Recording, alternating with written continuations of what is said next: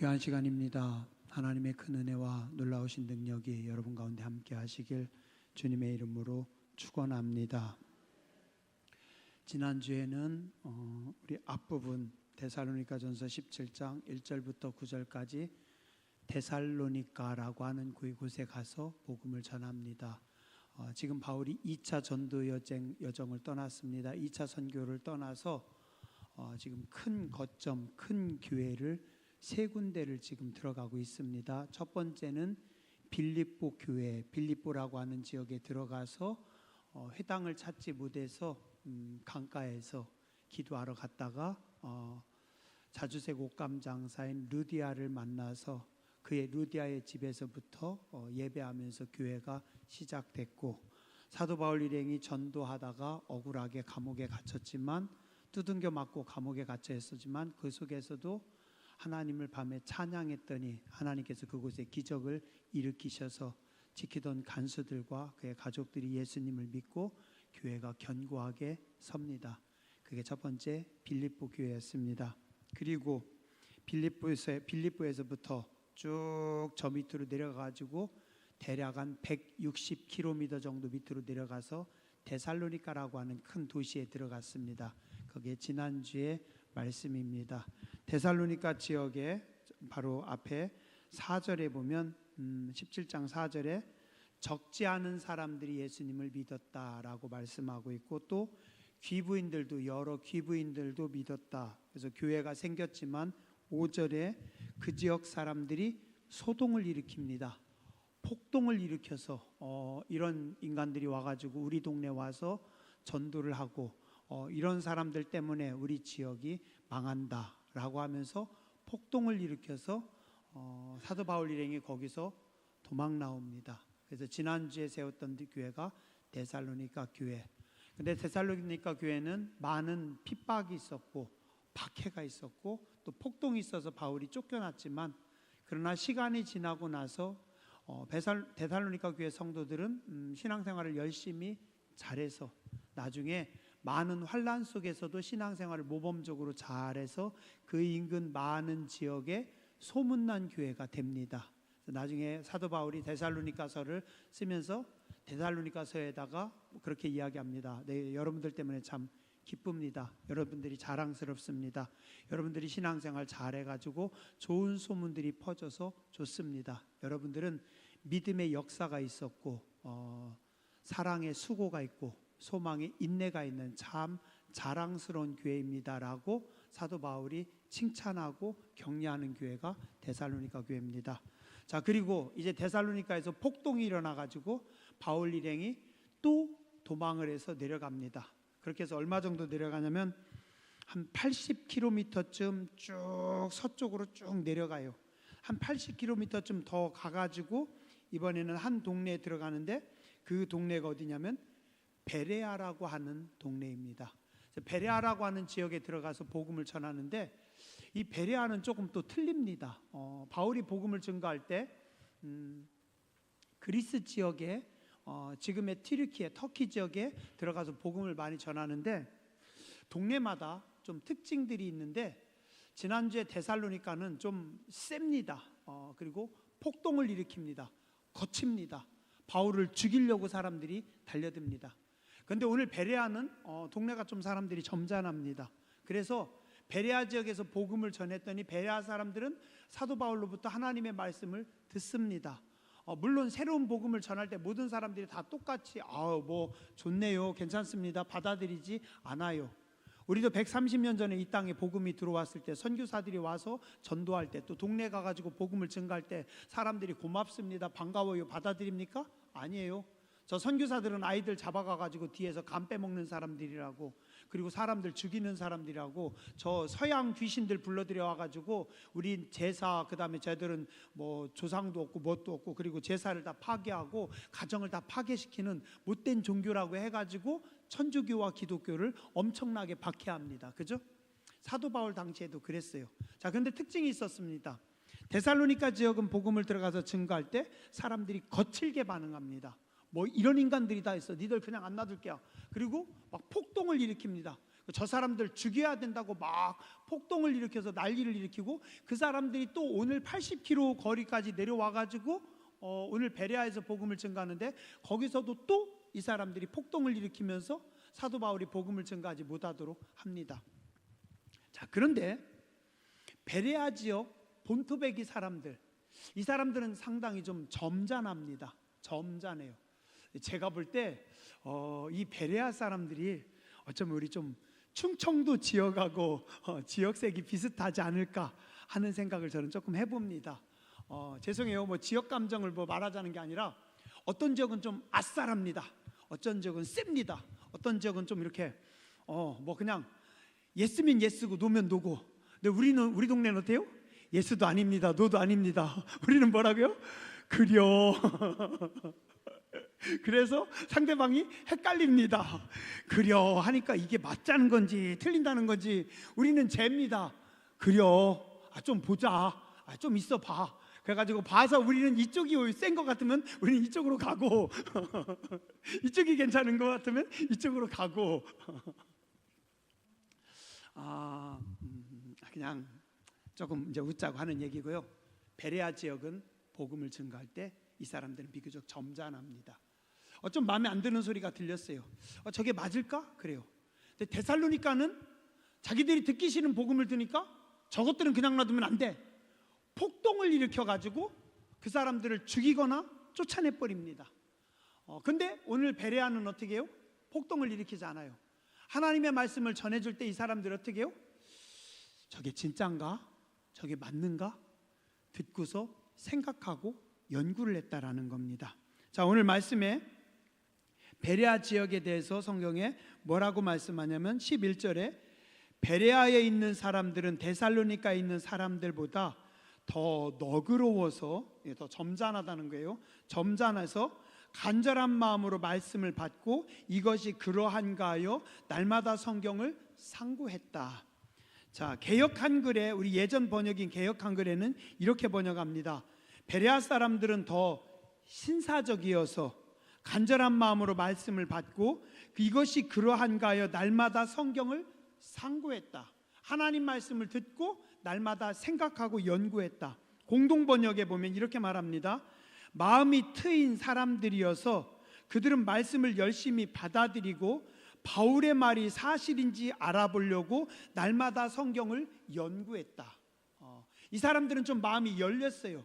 뭔가 새로운 문물, 새로운 소식이 들어올 때 그걸 받아들입니다. 일단 그럴 수도 있겠네. 네 말이 그래? 그러면 좀 연구를 해보자. 생각을 해보자. 새 번역, 더 고상한 사람들이어서 아주 기꺼이 말씀을 받아들이고 그것이 사실인지 아닌지 사실인지 알아보려고 날마다 성경을 상고했다.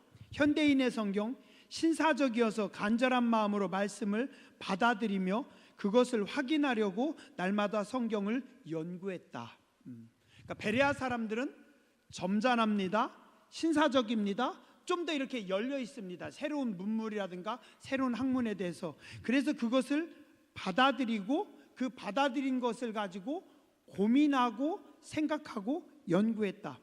원어에는 유케네스 테로이라고 합니다. 이 말의 뜻은 출신이 좋은, 가문이 좋은, 고귀한, 고상한. 그러니까 어떤 동네처럼 야 니네 우리 동네 와가지고 전도하지 마. 니네 전도하면 그냥 안 놔둘 거야. 두둥겨 패가지고 막 죽이려고 하면서 내쫓는 것이 아니라 이 지역 사람들은 일단 너희 얘기해봐. 너희가 생각하는 그 복음을 전해봐. 예수님에 대해서 전해봐. 우리가 들어보고 우리가 연구해보고 우리가 할게. 그게 데살로니가 지역이라는 겁니다. 제가 중고등학교 다닐 때 그런 기억이 있습니다. 저는 공부를 할 때요 늘 적당히 했어요. 적당히.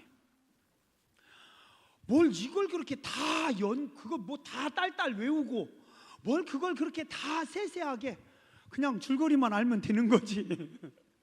예, 숙제 당연히 안 했죠. 숙제할 시간에 놀아야 되니까 숙제도 안 해가고 그 다음에 공부하면은 적당히 놀면서 선생님한테 안 걸릴 정도로 놀다가 이제 적당히 대답하고 시험 기간이 되면 어떻게 해요? 벼락치기를 해야 되겠죠, 그죠? 그러면 가지고 와가지고 하루 저녁 외웁니다. 제가 지금도 기억나는 게 중학교 때 한문 수업이 있었어요.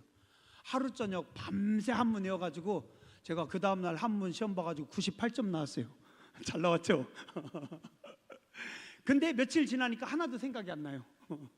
다 까먹었어요. 공부를 평상시 안 하다가 시험 볼 때 공부를 하려고 하면 어떻게 돼요? 최대한 효과적으로 최소한의 시간을 들여서 최대한의 결과를 뽑아내야 됩니다. 그러니까 벼락치기로 하기 때문에 100점은 어려워요. 90점 넘어서도 어려워요. 적당히 어느 정도 중요한 것만 딱 공부해가지고 그것만 가지고 가면 한 80점은 나와요. 그럼 뭐 이 정도면 됐지? 스스로 만족을 하는 겁니다. 뭐 이 정도면 훌륭하지. 저 밑에 40점짜리도 있고 30점짜리, 제 친구들 중에 30점 맞는 친구들도 있었어요. 그러면 뭐 그런 친구들도 있는데 80점이면 훌륭하죠. 스스로 만족하면서 자족하면서 살았습니다. 근데 보니까 전교 1등하는 친구들은 다르더라고요. 얘네들은요, 수업 시간에 수업을 들으면 그걸 지나가지고 또 나중에 복습을 해요. 조금 있으면 잊어버린다고 또 복습해요. 선생님 입에서 나온 모든 말을 거기다가 다 적어놨더라고요. 제가 쳐다보면서 뭐 저런 것까지 다 적어? 근데 나중에 보니까 선생님 입에서 나온 걸 다 적은 친구들이 나중에 그게 시험에서 나오더라고요. 근데 저는 그렇게 공부 안 했죠. 근데 전교 1등은 그렇게 하더라고요. 시험 기간 되면은 미리 몇 주 전부터 딱딱 시간표를 짜가지고 철저하게 공부하고 또 공부하고 또 공부하고, 그래서 완벽하게 다 소화를 시키는 거예요. 그래서 공부 잘하는 친구들은 다른 아이들에게 이렇게 설명하라면 설명을 해요. 저는 대충 이해는 하겠는데 설명은 못 하겠어요. 공부를 안 했으니까, 벼락치기니까. 조금 시간이 지나가면서 이제 좀 느끼는 겁니다. 완벽하게 공부하는 친구들은 그렇게 공부하는구나. 그래서 그걸 완벽하게 했구나. 여러분들 중에도 범생들 계시죠? 예, 그 옆에 분요? 그런 분들이 있습니다. 완벽을 향해서 나가는 거. 근데 제가 지금 이렇게 신앙생활하면서 가만히 보니까 교인들도 그러더라고요. 제가 이렇게 가만히 보니까 교인들도 그래요. 어떤 분들은 적당히 내가 나와서 설교 들어주는 것만도 훌륭하지, 목사님 내가 그래도 오늘 설교 들어주는 거 이거 주일날 나왔다는 게 훌륭한 겁니다. 그래도 점심 먹고 내가 안 도망가고 지금 이 시간에 여기 앉아 있다라는 게 훌륭한 겁니다. 그리고 목사님 저는 눈 감고 있어도 다 들어요, 다 알아요. 그죠? 예, 그래서 눈 감고 계신 분들이 그래도 나중에 다 기억합니다. 근데 문제는 예화만 기억합니다. 안 돼요, 안 돼요. 죄송한데 조금 글쎄요, 성경도 그렇더라고요. 하나님의 말씀도 그렇더라고요. 사모하는 만큼 들립니다. 사모하는 만큼 보입니다. 우리가 하나님의 말씀을 향한 간절함이 있을 때 그 말씀이 내게 다가옵니다. 그래서요, 성도님들이 성장하는 분들은 겸손한 분들이 성장합니다. 겸손한 사람들은 말씀을 잘 듣거든요. 어떤 겸손한 사람들이 이렇게 말씀을 받아서 적어요. 제가 설교하면서 가끔 찔립니다. 이거 뭐 별로 적을 것도 없는데 저분은 적어주시네.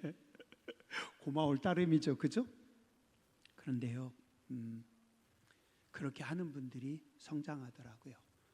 말씀을 향한 사모하는 분들이 성장합니다. 제가 이렇게 목회를 하면서 보니까 그래요.